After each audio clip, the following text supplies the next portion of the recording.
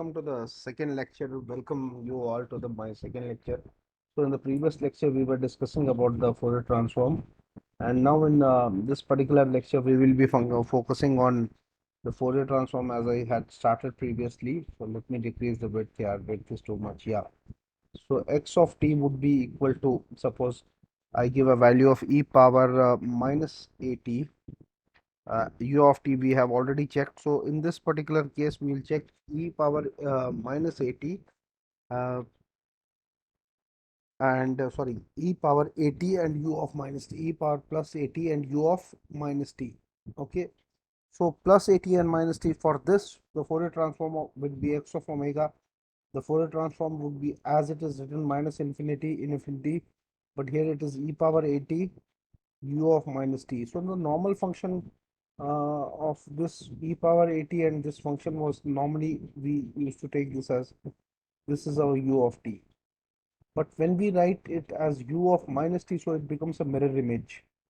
So we have already studied in the class as well. So this will become the mirror image, and now you just see between 0 to infinity my signal becomes 0, and between 0 to minus infinity my signal becomes 1. So when I'm solving this again, what the same procedure I'll apply. I'll go from minus infinity to 0, e power at, and u of minus t at that point is 1 minus t, and definitely I forgot here to multiply e minus j omega t dt. So I have to multiply this term with e minus j omega t dt, and again plus 0 to infinity e power at u of minus t e minus j omega t dt. So if we carefully look at this point 0 to infinity, my value of u of t is equal to 0. So 0 to infinity, this is 0, so this term becomes 0. So and 0 to minus infinity to 0, u of t is equal to 1. So here the u of minus t will become 1. So I'm already left with only this signal minus infinity to 0, e power at into e power minus j omega t dt. So if I take this value common and integrate it, so I'm having minus infinity to 0, e power a minus j omega t, that will be a minus j omega t dt, and in a similar grounds, if I do the integration, it will come a minus j omega, and inside the brackets I have e a minus j omega, same. And here the upper limit is 0, the lower limit is minus infinity. I'll substitute these limits, so this would be e power 0 minus of e power minus infinity is equal to 1 by a minus j omega. So if I calculate, e power 0 is 1 and this is 0, so I am left with 1 by a minus j omega, wherein my a is greater than 0. So this is the Fourier transform for the function e power at minus j omega t. And now let me take a function wherein what I'll be doing is that I'll be taking a function which is mod of t. Okay. So there's one more function that I'm interested here. Uh, a function would be represented by, yeah, let me take it little down. Here it is. Here. Okay, here.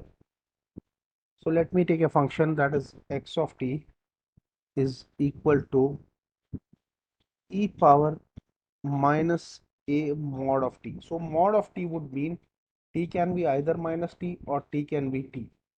And this is a very interesting function. So let me see where a value is greater than 0. Now let me just decide this.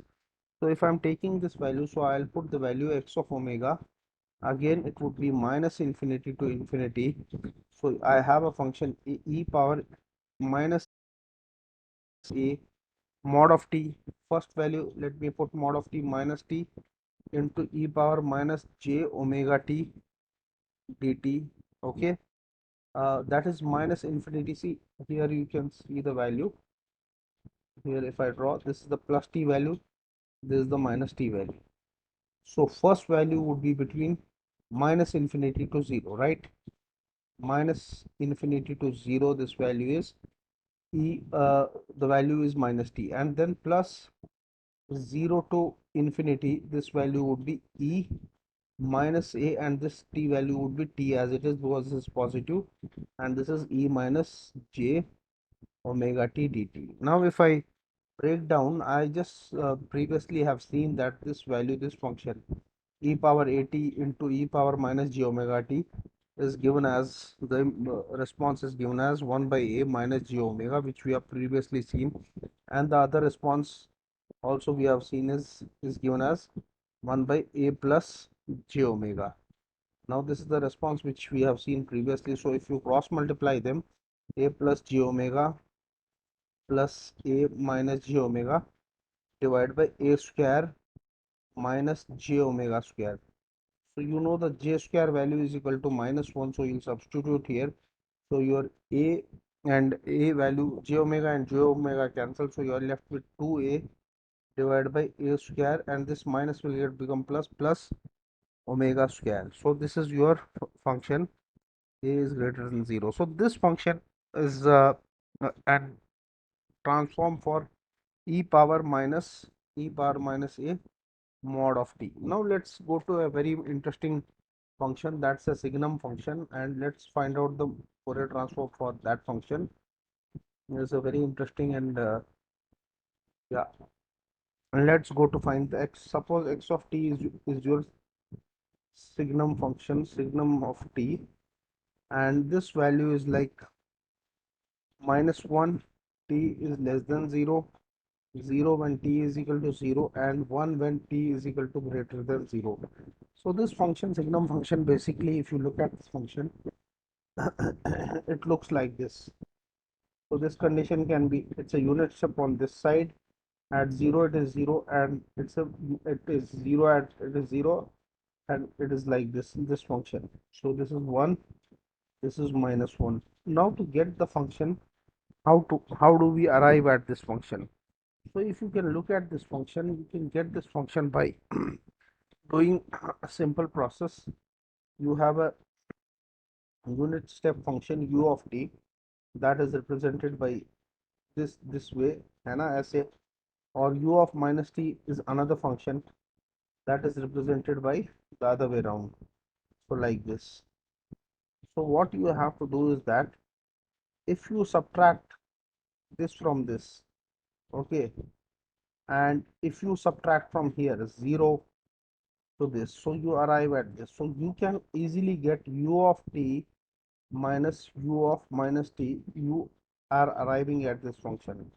So signum of t can be also expressed in as u of t minus u of minus t.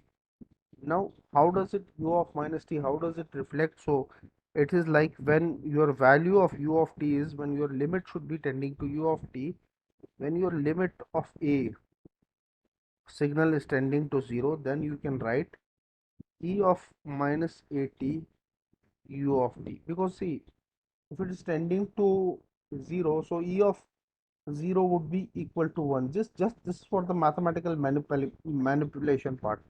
Similarly, u of minus t, you can write in form of, you can say that limit a is tending to 0. Again, you write e of at u of minus t. So why I am writing it in this form? Because we already have the Fourier transform for these signals. So I can express signum of t is equal to limit a tending to 0 e of minus at u of t and minus of e of at u of minus t. Okay, so e of minus at and e of this thing, e of minus at is so yeah, sorry, here I just forgot to write the minus sign. So u of t would be limit a tends to 0, e of minus at. So here we know that these values we have already calculated in the previous discussion. So you can see limit a tending to 0. So this Fourier transform for this is 1 by a plus j omega, and here this is divided by 1 a minus j omega. Again you do the same thing, you have just calculated it in the previous case, but here it would be a minus j omega minus of a minus j omega. So a and a gets cancelled here, and you are left with again a square plus omega square down there, and you have to put the value of limit a should tend to 0. So here you will put the value of a 0, so you're left with minus 2j omega and a square plus omega square, but you have to put the limit of a to 0. When you are putting the limit of a to 0, so this term vanishes and you are only left with this term, that is minus 2j omega a square plus omega square. So you can clearly see that a square plus, sorry, 0, this value is 0 because you have put the value 0. So you're left with minus 2, and this omega and omega cancels, so you get minus 2j by omega. So this is the Fourier transform for the signum function. If you have a signum function, its Fourier transform is minus 2j omega. So hope you have understood it well. Now we will be trying to find the Fourier transform for the unit step function, and I will be explaining you some properties of the unit step function, then the properties that in the exam has come, cost function, and also I'll stop this. Hope you have understood it well. Thanks a lot.